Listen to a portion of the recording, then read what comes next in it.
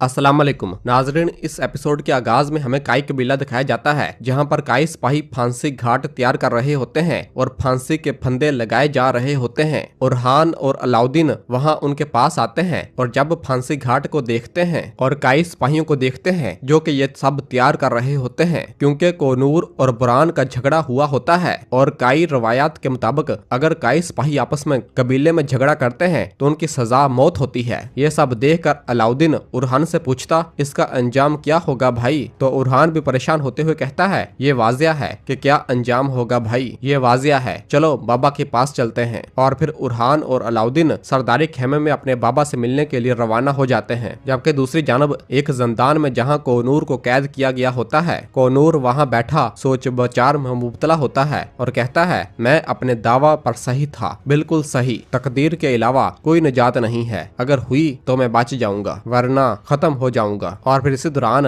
आइकूत और शामिल जंदान वाले खेमे की जानब आते हुए दिखाई देते हैं। आइकूत कहता है, एक तरफ बुरान साहब और दूसरी तरफ कोनूर साहब, अल्लाह हमारे भाइयों की मदद फरमाए। और फिर इसके बाद वो कोनूर के जंदान वाले खेमे के अंदर दाखिल होते हैं और वहाँ आकर शामिल कहता है, अस्सलाम वालेकुम कोनूर साहब। तो कोनूर कहता है, वालेकुम सलाम। और फिर शामिल बताता है कि हम यहाँ आपको दीवान में ले जाने के लिए आए हैं। और फिर आइकूत कहता है, ये हजूर का हुक्म है कोनूर साहब, चलें, हमें ये करना बिल्कुल भी पसंद नहीं है। और फिर कोनूर खड़ा होता है तो आइकूत और शामिल अपने सीनों पर हाथ रखकर कोनूर को आदाब करते हैं और कोनूर को लेकर बाहर रवाना हो जाते हैं।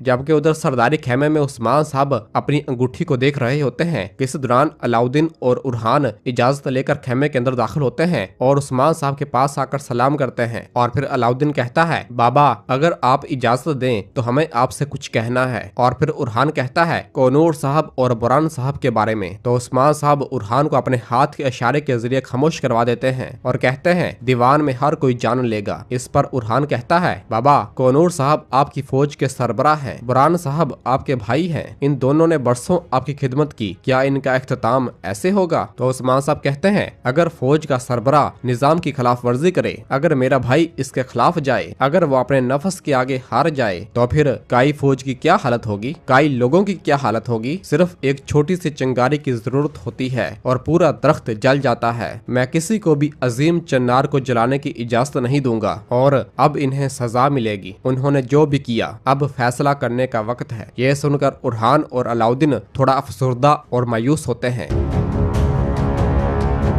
जबकि दूसरी जानब बुरान अपने जिंदान में बैठा नमाज पढ़ रहा होता है और नमाज पढ़ने के बाद सलाम फेरता है और फिर अल्लाह के हजूर दुआ मांगते हुए कहता है, मैं गफलत में पड़ गया मेरे रब, मैंने वही किया जिसकी मुझसे तवक्को न थी, मुझे माफ कर दे, मुझे मेरी खता का एतराफ करने की तौफीक दे। जबकि बाहर तुरहान और बाई संगूर बुरान को लेने के लिए जिंदान की जानब आ रहे होते हैं तो तुरहान कहता है, ए अल्लाह मेरे भाइयों को हिम्मत अता फरमा। और फिर दोनों बुरान के जिंदान वाले खेमे के अंदर दाखिल होते हैं। यहाँ पर वो बुरान को नमाज पढ़ता हुआ देखते हैं। तुरहान कहता है, अल्लाह आपकी नमाज कबूल फरमाए बुरान साहब, अल्लाह इसे कबूल फरमाए। तो बुरान कहता है, अल्लाह राजी हो भाइयों। और फिर तुरहान कहता है, हुजूर आपको दीवान में बुला रहे हैं। तो बुरान कहता, तो वक्त आ गया है। और फिर बाई संगूर कहता है, हम में से कोई भी ये नहीं चाहता बुरान साहब, उस्मान साहब इंशाल्लाह रहम करेंगे। तुरहान भी कहता है, इंशाल्लाह। और फिर बाई संगूर कहता है, बुरान हम तुम्हारे बगैर नामुकम्मल हैं। तो बुरान बाई संगूर को तसल्ली देते हुए कहता है, बाई संगूर मेरा बहादुर भाई, बताओ क्या हम तकदीर को रोक सकते हैं? नहीं, मैंने खता की, मैंने जो किया मैं इसकी कीमत अदा करूंगा। चलो चलो अपने हजूर को इंतजार न कराओ।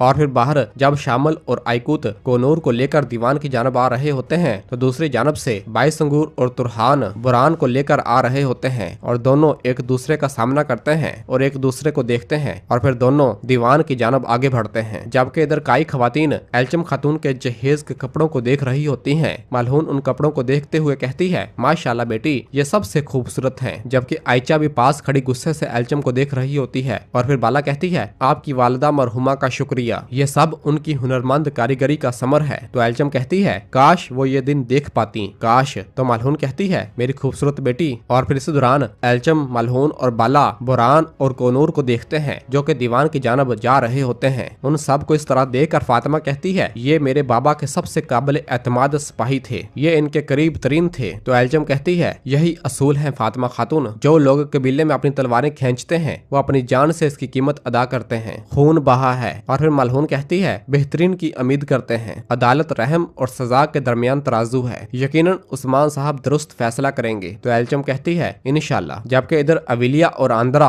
कपड़ों की टोकरी उठाए ले जा रही होती हैं, तो अविलिया के आंद्रा से कहती है यहाँ देखो, कबीले में देखो, तैयारियां हो रही हैं, कबीला इंतशार का शिकार है, इसके सबसे ज्यादा भरोसेमंद आदमियों ने एक दूसरे पर हमला किया है। अगर ये इसी तरह चलता रहा तो हमें इमरान तेगन की जरूरत नहीं पड़ेगी, ये खुद एक दूसरे को मार डालेंगे। अब हमें यहाँ रहने की जरूरत नहीं है और आगे की जानब बढ़ जाती है।